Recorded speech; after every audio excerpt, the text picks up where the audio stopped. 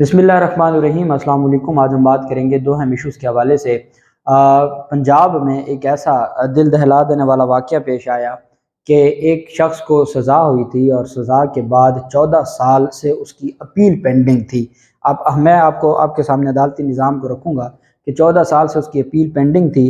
वो जो बुज़ुर्ग थे जो जिसको सज़ा हुई थी, अब वो सज़ा गुजारते गुजारते डेथ हो गई, लेकिन उसकी अपील समाअत के लिए मुकर्रर नहीं हुई। और यहाँ तो हमने देखा कि लोगों को हमारी माजी में हाई कोर्ट्स ने हमजा शहबाज जैसों को जो घरों में बैठे थे तो उनको ज़मानतें लगा के अबूरी ज़मानतें दी थी। ये हमारा निज़ाम है। उस बुज़ुर्ग जो मुजरिम था उसके बेटे की जानिब से जो मौक़िफ़ दिया गया है उसकी तफसील भी मैं आपके साथ शेयर करूँगा। और साथ हम बात करेंगे पुलिस का छापा हुआ पटवारी रिश्वत ले रहा था। रिश्वत लेते हुए पटवारी ने जो 5,000 रुपये रिश्वत ली हुई थी पुलिस के सामने वो निगल गया, सिर्फ इस वजह से कि वो बच जाए। और वो चूँकि जो पैसा होता है जो रिश्वत के वक्त जो पकड़ा जाता है तो वो उसके ऊपर बाकायदा नंबर होते हैं और उसी की बुनियाद पर FIR होती है। उन्होंने क्या किया, जैसे पुलिस को देखा 5,000 रुपये वो निगल गए और उन्होंने कहा जी कि मैं केस से बच जाऊंगा। बड़ी दिलचस्प तफसीलात हैं, वो भी मैं आपके साथ शेयर करूंगा। हमारे यहाँ आपने देखा होगा कि सुप्रीम कोर्ट ऑफ पाकिस्तान में इतने ज़्यादा केसेस हैं जो पेंडिंग पड़े हैं, और इसी तरीके से हाई कोर्ट्स में जो केसेस हैं वो पेंडिंग पड़े हैं। और यहाँ पर बदकिस्मती है, हम पिछले दिन एक अपील थी तो वो मैंने समाअत के लिए मुकर्रर करवा ली। 2019 की अपील थी तो वो समाअत के लिए मुकर्रर करवा ली और रिक्वेस्ट की रजिस्ट्रार साहब को कि जनाब इसको मुकर्रर कर दें। तो वो जब लगी तो जज साहब ने आगे से फरमाया कि अभी तो 2016-17 की अपीलें हमारे पास आ रही हैं, 2019 वाली कैसे अपील लग गई। तो मैंने गुजारिश की जनाब लग जो गई है तो आप सुन लें। तो उस पर अदालत ने उसको ना सुना। अदालत ने कहा अभी तो 2016 जब इसकी बारी आएगी तो अब 2023 आधा गुजर चुका है, 2019 की अपील की बारी नहीं आई, बल्कि 2016-17 की अभी अपीलें जो उस वक्त की अपीलें फाइल हुई थी वो अभी चल रही हैं, जहाँ 6-6 साल बाद अपीलों पे बारी आए। और एक बंदा जब हमारी सेशन जजेस फैसले देती हैं तो 70-80% वो फैसले अपील में जाके ख़त्म हो जाते हैं। वो उस पर हाई कोर्ट्स उन फैसलों को कलअदम करार दे देती हैं। तो जब एक बंदा जिसको 6 साल की सज़ा हुई है और सेशन अदालत से कोई गलती हुई है फैसले में, और वो अपना जुडिशियस माइंड इस्तेमाल ना कर सकी, प्रॉपर एविडेंस को ना देख सकी और किसी को सज़ा दे दी, तो वो सज़ा जिसको दी है, आपको याद होगा कि एक केस था मोटरवे ज़्यादती केस, उसमें 3 माह के अंदर जेल में ट्रायल हुआ था और 3 माह के अंदर उनको सज़ाए मौत सुना दी गई थी। उसके बाद उन्होंने अपीलें दायर की लाहौर हाई कोर्ट में। अब होना तो ये चाहिए था कि वो एक सानिया था, जैसे 3 माह में वहाँ पर उनकी सज़ा, उनको जो ट्रायल है वो मुकम्मल हुआ और सज़ा हुई, तो होना तो ये चाहिए था कि हाई कोर्ट भी उसको 1 माह के अंदर अंदर डिसाइड करती और उन दरिंदों को सज़ा होती। लेकिन वो आज तक अपीलें समाअत के लिए नहीं लगी और ये जो निज़ाम है ये ऐसे ही चलता जा रहा है। डिस्ट्रिक्ट जेल है अटक की, वहाँ 14 साल से असीर बुजुर्ग कैदी सुप्रीम कोर्ट में दायर अपील के फैसले से पहले ही इंतकाल कर गए। बुजुर्ग कैदी के बेटे की वालिद का पोस्टमार्टम ना कराने की दरख्वास्त फाजिल अदालत ने मंजूर ना की।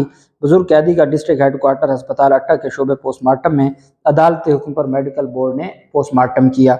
बुजुर्ग कैदी सैयद आशिक हुसैन शाह और उनके बेटे के खिलाफ 2018 में थाना जंड में कत्ल का मुकदमा दर्ज हुआ था। मरहूम कैदी का तहसील जंड के गांव छपड़ी से ताल्लुक था। मरहूम कैदी को सेशन कोर्ट जंड से 24 साल कैद की सज़ा सुनाई गई थी। लाहौर हाई कोर्ट ने मातहत अदालत की सज़ा बरकरार रखी, जबकि सुप्रीम कोर्ट में उनकी अपील ज़ेर समाअत थी।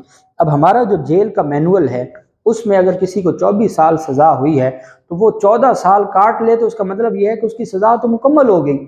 अब एक बंदा जिसकी सज़ा मुकम्मल हो गई है और इतना बंदा देख ले कि जी अच्छा जिसकी सज़ाए मौत है तो समझ आती है कि चल वो 2 साल और गुजार लेगा, लेकिन जहाँ टोटल सज़ा 24 साल है और आपको पता है कि वो जब 14-15 साल मुकम्मल करेगा तो उसकी सज़ा मुकम्मल कंसीडर होगी, तो उसके बाद आप अपील समाअत के लिए मुकर्रर ही ना करें और वो बंदा अपनी सज़ा भी मुकम्मल कर जाए, मर भी वो जेल के अंदर जाए, तो फिर उसके बाद हमारे मुल्क में इंसाफ तो ना बचा। और फिर हमारी अदालतें सारा दिन कोई थोड़ी सी बात कर दें तो तौहीन हो जाती है, गुस्ताखी हो जाती है। मरहूम कैदी को सेशन कोर्ट जंड ने 24 साल कैद की सज़ा सुनाई थी, لاہور ہائی کورٹ نے سیشن عدالت کے فیصلے کو برقرار رکھا، سپریم کورٹ میں اپیل دائر کی تو سپریم کورٹ میں اپیل سماعت کے لیے مقرر ہی نہ ہوئی اور پینڈنگ رہی۔ مرحوم قیدی کے بیٹے کو عدالت نے کیس سے بری کر دیا تھا۔ مرحوم قیدی کے بیٹے سید تجمل حسین شاہ اپنی قابلیت کی بنیاد پر پبلک سروس کمیشن کے ذریعے انسپیکٹر ANF تعینات ہوئے تھے۔ بزرگ قیدی کے بیٹے سید تجمل حسین شاہ نے ڈسٹرکٹ ہیڈ کوارٹر ہسپتال اٹک میں میڈیا سے بات چیت کرتے ہوئے الزام عائد کیا کہ میرے والد اور مجھ پر سابق چیئرمین یونین کونسل اور پنجاب پولیس کے مرحوم DSP نے ملی بھگت سے قتل کا مقدمہ درج کروایا تھا۔ تجمل حسین شاہ نے کہا کہ 2008 سے لے کے آج تک پولیس کے اٹک میں تعینات DPOs نے ان کی بات سننے سے بھی انکار کر دیا۔ اٹک پولیس ان کے والد کی موت کی ذمہ دار ہے۔ اب موت کی ذمہ دار تو ریاست ہے۔ اگر کسی کی سزا 24 سال بنتی ہے، وہ 14 سال گزار جائے اور جیل میں اس کی ڈیتھ ہو جائے تو پھر کون ذمہ دار ہوگا؟ اس کا مطلب ہے ہماری ریاست ذمہ دار ہے۔ ہماری ریاست کی ذمہ داری بنتی تھی کہ ایسے معاملے پر وہ اپنا فرض نبھاتے اور آئین اور قانون کی پاسداری کی جاتی، آئین اور قانون کے مطابق جس کی جو سزا بنتی تھی۔ تو اور سپریم کورٹ آف پاکستان جب آپ نے اپیل کا حق دیا ہوا ہے تو آپ کم از کم ودن ٹائم اپیل تو ان کی سنیں۔ ہمارے قاضی فیض صاحب پچھلے 7 ہفتوں سے چیمبر میں بیٹھ کے کیس سن رہے ہیں، وہی اگر اس طرح کی اپیلوں پر رجسٹرار سپریم کورٹ سے سارے کیسز نکلواتے کہ جن کو کم سزائیں ہوئی ہیں ان کی اپیلیں پہلے سماعت کے لیے مقرر کر دیں۔ اپیل بنتی ہے ٹھیک ہے، وہ جیل میں تو نہ پڑے رہے ہیں۔ اگر انہوں نے سزا مکمل کر دینی ہے تو وہ جو ٹیکس دیتے رہے ہیں سپریم کورٹ کے ججوں کو تنخواہوں کی مد میں یا مراد کی مد میں، وہ کس لیے دیتے رہے ہیں کہ جب ان کی سزا مکمل ہو جائے اور اپیل ان کی سماعت کے لیے مقرر ہی نہ ہو، اس سے بڑھ کے ظلم کیا ہو سکتا ہے؟ لیکن چونکہ یہاں ایک نظام ہے اور اس نظام میں سارے ایک دوسرے کو پروٹیکشن دے رہے ہیں اور غریب عوام کے لیے کوئی نہیں سوچتا، ان کے جو مسائل ہیں ان کی بات کوئی نہیں کرتا اور صرف اپنے مفادات اور اپنے ادارے کو باقی اداروں سے طاقتور بنانے چاہتا ہے، وہ اپنی حدود سے نکل کے دوسرے کی حدود میں داخل ہو جاتا ہے۔ اور مقصد کیا ہے کہ میں سب سے طاقتور ہوں، پاکستان میں طاقتور ہوں۔ ہماری جو جوڈیشری ہے وہ اپنا جو کام ہے وہ نہیں کرتی، ہمارے باقی ادارے اپنا کام سے ہٹ کے دوسرے کام میں انوالو ہو جاتے ہیں۔ ہماری حکومتوں کی تو کوئی کنٹریبیوشن ہے نہیں، ان کا کام صرف مال بنانا ہے اور بیرون ملک بھیجنا ہے اور منی لانڈرنگ کرنی ہے۔ دوسری جانب یہ بھارت کا واقعہ ہے، جبل پور کا علاقہ ہے۔ بھارت میں رشوت لیتے ہوئے پکڑے جانے والے سرکاری ملازم پٹواری نے 5,000 روپے نگل لیے۔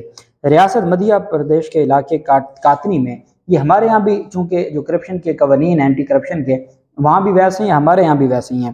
اسپیشل پولیس اسٹیبلشمنٹ کی ٹیم کو رشوت خور سرکاری ملازمین کے خلاف مہم کے دوران ایک شخص نے پٹواری تھے گجندر سنگھ، ان کے خلاف رشوت کا مطالبہ کرنے کی رپورٹ درج کروائی۔ پولیس حکام کا کہنا ہے کہ پٹواری نے رشوت کے پیسے اپنے پرائیویٹ دفتر میں وصول کیے اور جیسے ہی پولیس ٹیم موقع پر پہنچی اس نے نوٹ نگل لیے۔ گجندر سنگھ کو نوٹ نگلنے کے بعد اسپتال منتقل کیا گیا جہاں اس کو معائنے کے بعد ٹریٹمنٹ اس کی گئی۔ پٹواری گجندر سنگھ کے خلاف مقدمہ درج کیا گیا ہے اور مزید تحقیقات جاری ہیں۔ اب جب اس نے وہ پیسے نگل لیے، مال مقدمہ ختم ہو گیا، جب مال مقدمہ نہیں ہوگا تو اس کے خلاف کیس کمزور بنے گا۔ اب اس کے خلاف یہ کیس تو بن سکتا ہے کہ اس نے مال مقدمہ ضائع کیا ہے، لیکن کوئی ثبوت نہیں ہے۔ اور وہ اب آپ دیکھیں ہمارے ہاں بھی جو پاکستان میں جو بھی پٹواری ہیں یا جن کو کہا جاتا ہے پٹواری، کتنا ان کا شاطر دماغ ہے، کیسے کیسے وہ پیسہ بناتے ہیں اور ہڑپ کرتے ہیں، منی لانڈرنگ کرتے ہیں اور وہ پھر کیسے اس کو نگل جاتے ہیں۔ تو ہمارے ہاں بھی ہڑپ کر جاتے ہیں پیسے کو، بڑے بڑے جو پٹواری ہیں وہ ہڑپ کر گئے اور عدالتیں کہتی ہیں جی کہ یہ تو بالکل دودھ سے دھلے ہوئے ہیں، ان کا تو کوئی قصور ہی نہیں ہے۔ اور اسی طریقے سے جو دوسرے پٹواری ہیں، تو یہ نظام ہے۔ اللہ پاک پاکستان کا امن و ناصر ہو۔ بہت شکریہ۔ اللہ حافظ۔ پاکستان زندہ باد۔